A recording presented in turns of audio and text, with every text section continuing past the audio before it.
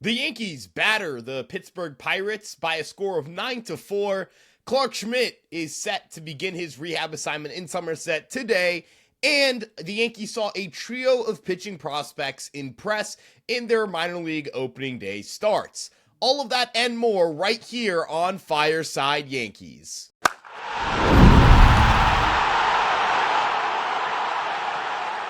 Hello everyone, I'm your host Ryan Garcia. This is Fireside Yankees. Make sure to like, comment, subscribe, and press the notification bell to check out what we're doing right here on the channel. We have other social media channels on Twitter, Instagram, TikTok, and Facebook, all under the handle at Fireside Yankees, except for Instagram where it's at fireside.yankees. We'd appreciate it if you guys helped us get closer to our follower and subscriber goals. So again, just press that subscribe button, follow our channels, and if you're listening to this on audio, which is Spotify or Apple Podcasts, make sure to leave a 5-star rating and download the show.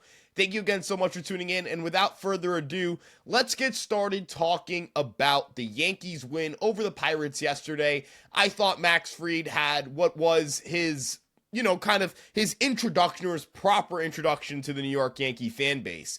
I thought he struggled through his first few innings and wasn't really locating the way he wanted to. But once he found that curveball, once he found his breaking balls, he was dominant. He was excellent. He carved through that Pittsburgh lineup. He racked up 6 total strikeouts, walked just 1, allowed that run on a solo blast. He allowed 6 total hits in 5 2/3 innings pitched. Probably would have gotten through that 6th inning if, that ground ball just went more towards Fried's way. It was a slow roller that was a tough play for Oswaldo Cabrera, the third baseman. Cabrera had a busy day. We'll talk about that in a bit. But I thought Fried really dialed it in and was really able to step up and be that frontline starter that the Yankees have paid him to be.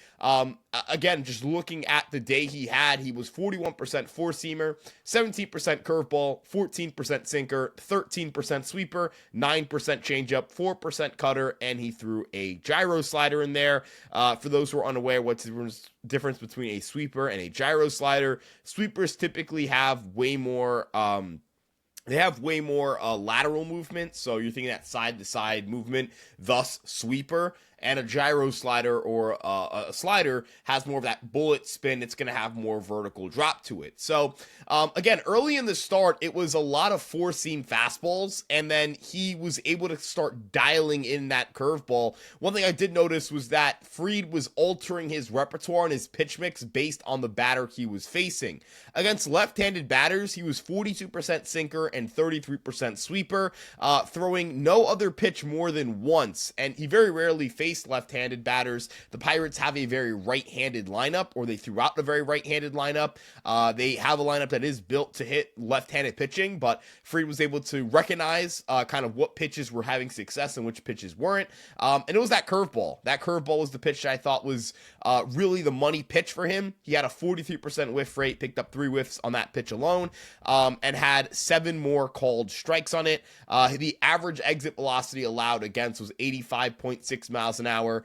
He picked up 11 total swings and misses. Again, just a really solid outing for the for the left-hander.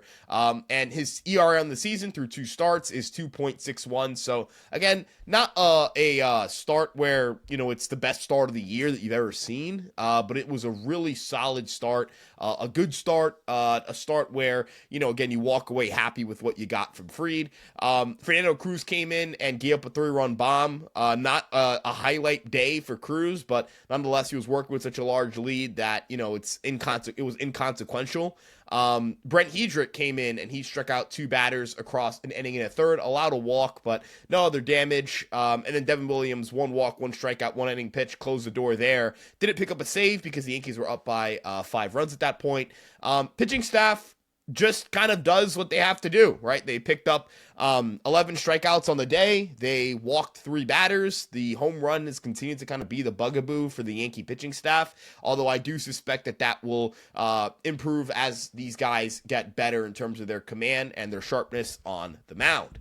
Now for the offense yesterday was not the Bronx Bomber, 5 home runs in a game, 4 home runs in a game, 3 home runs in a game kind of performance. The Yankees only hit 1 home run. It came off the bat of Aaron Judge, who hit a 2-run bomb in the top of the 7th inning. The Yankees relied on a lot of hits. They picked up 13 hits, And they relied on a lot of errors or unforced errors from the Pirates pitching staff. The Pirates issued a ton of walks. They hit a ton of Yankees. Ben Rice had 2 walks. Trent Grisham had 2 walks. Cabrera had a walk. Judge had a walk. So they had 6 total walks. They were hit 3 times. That's 9 free passes in total to go with those 13 hits. There was some bad defense, sloppy defense on Pittsburgh's side. I think he's had a few 2-out rallies. Some guys who picked up hits today. Ben Rice picked up a hit. He went 1 for 4 with 2 walks. Aaron Judge, obviously, with the home run and a walk. Paul Goldschmidt had 2 hits. He went 2 for 5. A fine day at the plate for Goldschmidt. Anthony Volpe, 3 hits, a double. He looked really, really good yesterday. Trent Grisham kept it pushing. He had a hit and 2 walks in 5 trips to the plate. Jason Dominguez had 2 hits, a double, 2 RBIs, and was hit by a pitch. And as well, Cabrera picked up 3 hits and 4 RBIs, including a walk yesterday. He had a really big day for the Yankees at the plate. The Yankees put the ball in play often. They did have their strikeouts. Don't get me wrong. They struck out 11 times, but they also had so many plate appearances that, it's relative. It's strikeouts relative to the amount of plate appearances they had during the game. I did not feel as if the Yankees unnecessarily struck out more than they should have. There were also some really bad calls in that first inning that resulted in a strikeout of Jazz Chisholm and a strikeout of Paul Goldschmidt. Those were just not strikes. Those were not strike 3 calls. They shouldn't have been strike 3 calls. The umpire was really bad in that first inning, I felt like. But again, don't really care. Yankees won. Couldn't care less, right? I have such a hard time caring when the Yankees walk away with a win. They struck out, again, 23.4% of their play appearances in that game. I don't know. Not enough strikeouts for me to really be worried. And they hit the ball well. They had some soft hit balls that squeaked through for hits, but it was a lot of line drives. Again, putting pressure on that Pittsburgh defense, a Pittsburgh defense that is subpar. Just putting pressure on a bad team that makes mistakes, and that bad team made mistakes that gave the Yankees a win. So you'll certainly take that. Again, wasn't the kind of day where the Yankees were just launching home runs left and right, but they pitched well enough. They had timely hits. They had 2-out rallies. They just did a job. It was a clean, fundamental game for the New York Yankees. They just kind of took a team that they should take to the cleaners. And when that team made mistakes, the Yankees capitalized each and every time. Some standout performances. Again, we talked about Volpe, we talked about Cabrera, we talked about Fried, but I want to really hone in on Volpe here for a second because Anthony Volpe's strong start to the season, it's been fueled by a lot of hard contact. He's hitting the ball hard. He's got an average exit velocity of 88.8 miles an hour, which isn't crazy high, but it's right around where he was in his rookie year. 19% barrel rate. That's not going to sustain itself. It's going to come down. Same with the 388 expected weight on base average, and same with that 473 expected weight on base average on contact. But what we like to see is that the launch angle's up, the hard hit rates are up. They're right around where they were his rookie year, and his whiff rate of 22.2% is above average. So the bat speed's up. It's at 71.45 miles an hour. Last year it was at 69.5 miles an hour. That's a 2-mile-per-hour increase. The ability to stay and continue making contact is there. The glove, we know the glove is good, and it's remained good. And the ability to do damage on contact has been good. So Volpe is someone who has done a really, really good job of just getting off to a fast start. We're seeing a lot of the things we saw in spring training, or that I noted in spring training in regards to an improvement in batted ball quality, kind of come to fruition here. He's not making bad swing decisions. He's making good swing decisions.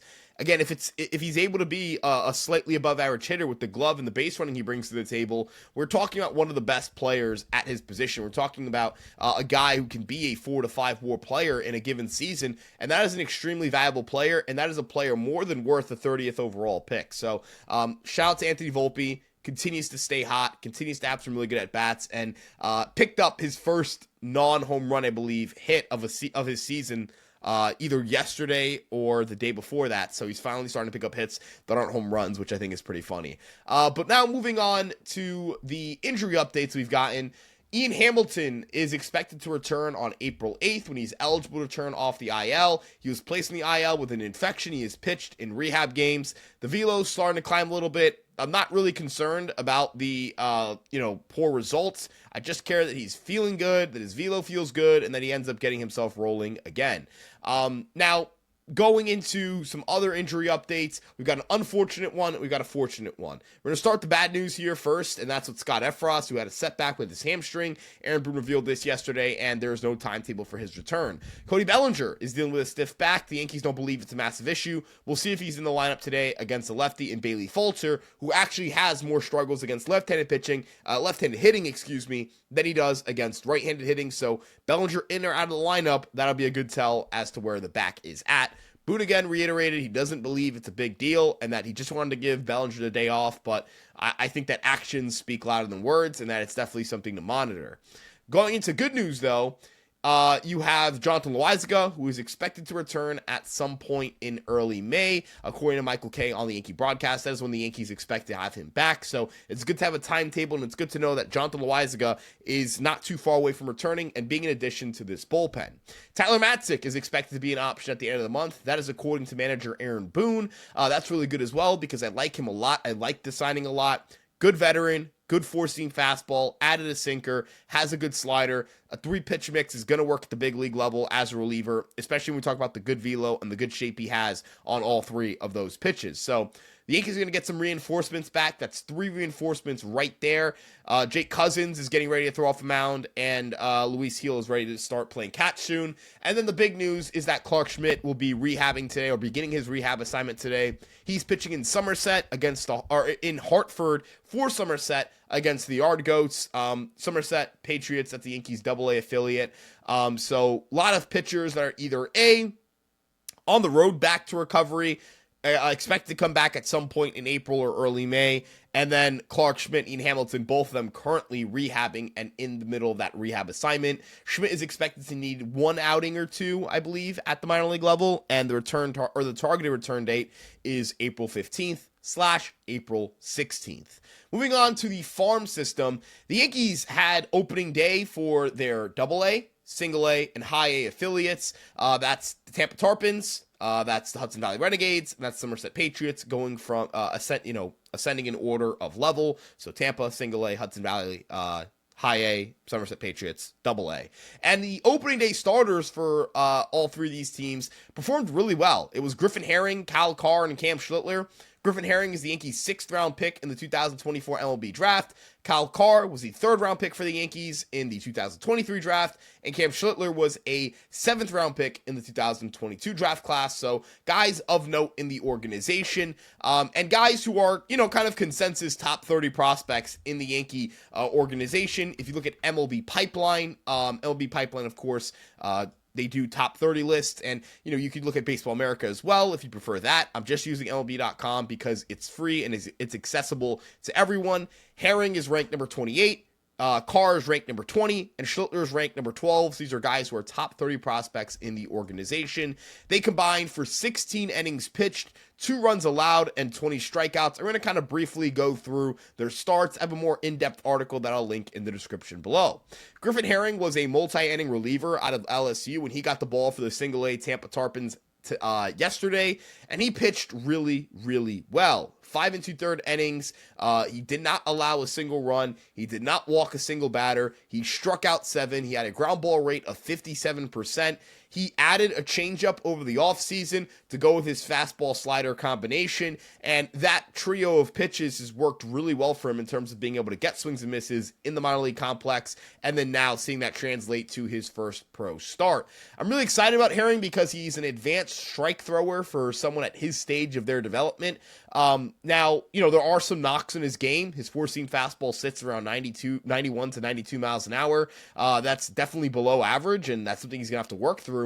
And then the lack of depth in arsenal, having 3 pitches is, still is actually below average for a starting pitcher at the major league level. So, he's going to have to either A, expand his arsenal, or B, improve the quality of all 3 of his pitches in order for him to, in my opinion, be a successful starter at the big league level and make it and fill out that back-end starter projection that some can throw on him if he, again, is able to kind of fill out that arsenal. For now, there's understandably still going to be a middle reliever kind of projection on him because he came through the organization or he came through college as a reliever and his arsenal still isn't built out yet, but I think he's someone who could add a cutter, maybe add a curveball, maybe add a sinker or something to just give him that 4th pitch. But I was really impressed with, again, the strike throwing abilities, how well he mixed in his arsenal, fastball, slider, changeup. You saw everything yesterday. And if he can add maybe a tick or two to that fastball, he could be pretty good.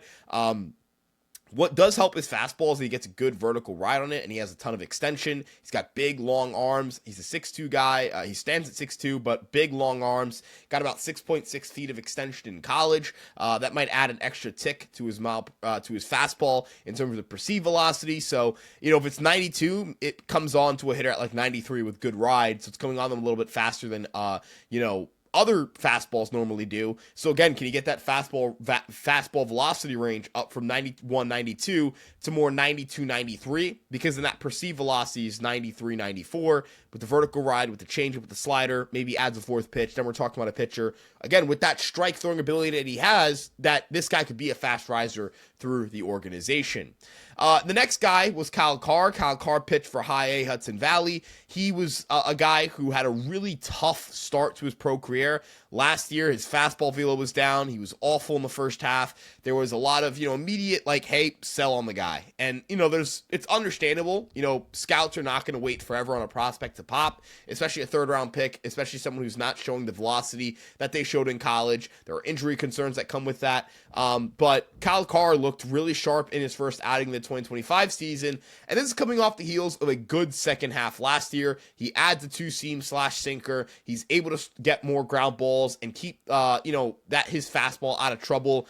And he pitched really well in that second half. He had a sub-3 ERA, did not allow a home run in the second half. And in this first outing, he had 4 2/3 innings pitched, 1 run allowed. The walks were still an issue. He walked 3 batters at the 15.8% walk rate, but he picked up 14 swings and misses and struck out over 30% of batters faced while having a 60% ground ball rate. So the sinker was sinking, the slider was getting swings and misses, the fastball was working at the top of the zone, cutter can get swings and misses. His fastball is sitting around 92 miles an hour, which, a little bit better than where it was last year, but still not exactly where it was in his days pitching in college. So, can he steadily progress and have that creep up to 93, 94 again? That's really the big question here, because if it's 93, 94, with the depth of arsenal he has, cutter, sinker, changeup, slider, this is a pitcher who can be definitely a back-end starter at the major league level and provide some value to a pro organization or to a major league organization and fill out a back-end rotation spot. If the fastball velo creeps up to like 94, 95, which is where I think a lot of people hoped it would, that it would go from college to just keep climbing up in the pros. If that ever happens, then we're talking about someone who can be more of that middle rotation starter. Kyle Carr was someone who people thought could climb into the top 100 prospect range entering his first pro year. And while I don't think he's going to enter that top 100 conversation, I do think he can become someone who climbs from that, being ranked 20th, 25th, 30th on some lists to consensus top 15 guy. I kind of picked him out as a breakout candidate because while talking to him in Tampa, he mentioned his fastball velo was where it was at in college again. So if that can still be there, if he can hold that throughout a season, we're talking about a really, really fun pitching prospects to monitor because of the depth of arsenal, because the quality of the movement of his pitches, and because the way he's developed pitchability, contact quality, keeping the ball on the ground and just still getting swings and misses, even when his stuff isn't all the way there. Excited to see what could happen if the stuff is all the way there. Now, I saved the Cam Schlittler start for last for 2 reasons. Number one, this is AA, so now we're talking about guys who you can actually kind of see a little bit of like, all right, is this guy going to be a big leaguer this year or is it next year? Or are they a big leaguer at all? And number 2, in the case of Cam Schlittler, he is the highest ranked prospect in this group. He was the Yankees minor league pitcher of the year last year, and he did not disappoint in his first start of the 2025 season. He fired 5 2/3 innings pitched, allowed just 1 run on a solo blast. He struck out 7 batters. He walked 2. And I was really impressed with where his fastball velocity was at. He touched 96 a few times on the stadium gun, hit 95 a few times on the stadium gun, was sitting in the mid 90s. Good vertical movement on that fastball. When he was throwing it up in the zone, he was getting called strikes. He was getting swings and misses. The secondaries looked really good. The slider, the curveball, a couple of cutters in there, but a lot of his strikeouts coming on those breaking balls. His command of those breaking balls is really sharp. I know his command in spring training wasn't necessarily all the way there. Again, it is spring training, so you do wonder if part of it was just not having, a full buildup yet. And now that he has his full buildup, he feels comfortable and ready to go.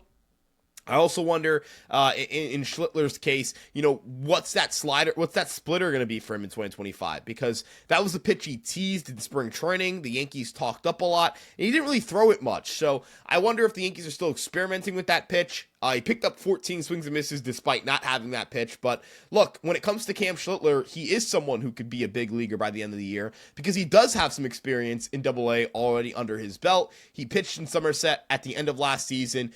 He made 7 appearances, 5 of them being starts, 32 1/3 innings pitched, 4.45 ERA, 29.3% strikeout rate, high ground ball rate. Just didn't have the best batted ball luck. He actually didn't even allow that many home runs. He just had a 395 BABIP allowed. I don't think that's going to sustain if you ask me. He had a 3.32 FIP. I think that's kind of a better indication of the pitcher he was at that level. But now if you go back and you look at, all right, let's look back since last year, how has he performed at the Double-A level? Those numbers are pretty impressive through 8 appearances. It's a 4.03 ERA. It's a 29.8% strikeout rate, an 8.9% walk rate, a 3.39 FIP. Those numbers in Double-A are starting to really round into form. And if he has, a couple of good months in April and May, and gets the ball rolling there, does he find himself in Triple-A? Does he find himself a step away from the big leagues? He is Rule 5 eligible at the end of the season. He's someone the Yankees will have to place on the 40-man roster or leave exposed for the Rule 5 draft. So, look, Cam Schlittler, if he's healthy, he is really, really got a ton of upside. If he can get the splitter going, I think that could give him the ability to be that middle of the rotation kind of starter. But what really keeps the Yankees hooked on Schlittler is the fact that there is frontline starter upside here. It's a mid-90s fastball with good ride and some unique horizontal movement. It's got some cut ride to it. It can prevent damage contact. It's a really good sweeper. It's a really good curveball. It's a solid cutter. And it's a profile that's just unique. It's very unique. And adding that splitter, adding some form of off-speed pitch would give him a 5th pitch. It would give him something to handle left-handed batters, which has bedeviled him throughout his minor league career, and it would really, really take him to that next level. And his fastball profiles well to have a splitter to play off of it because, again, he gets so much ride on that pitch. So I'm really excited for Cam Schlittler. A really good first outing, first test pass for him. If he gets off to a hot start and he continues to pitch the way he has, kind of in Double-A in terms of the strikeout to walk rates and the home run rates, he's going to be in Triple-A in no time. And if he's in Triple-A in no time, the Yankees pitching depth chart is kind of shot on the rotation side of things because Chase Hampton's out for the year, Garrett Cole's out for the year, and Luis Gil is out for an extended period of time. So Schlittler, the runway is there for him. The runway is there for him. Is he going to take off like a plane, or is it going to be a grind and, as he kind of drudges through, these windows start closing as other guys step up and take roles? That's all on Cam Schlittler. We'll see if he's able to kind of take advantage, take grapple hold of the opportunity in front of him. With that being said, though, let's talk a little bit about today's game. The Yankees are going to be playing at around 4:20.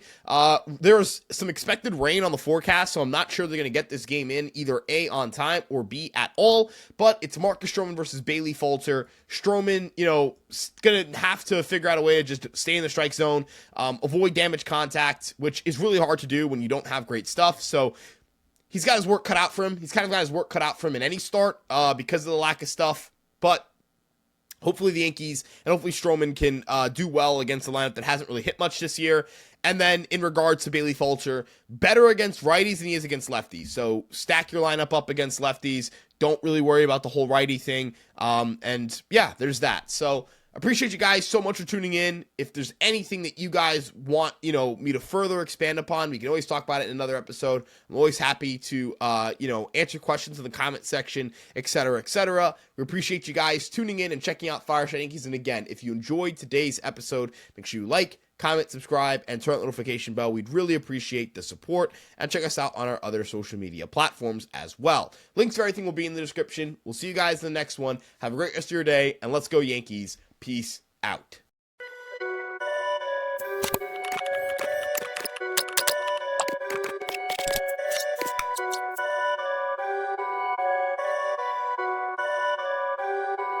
Perfect.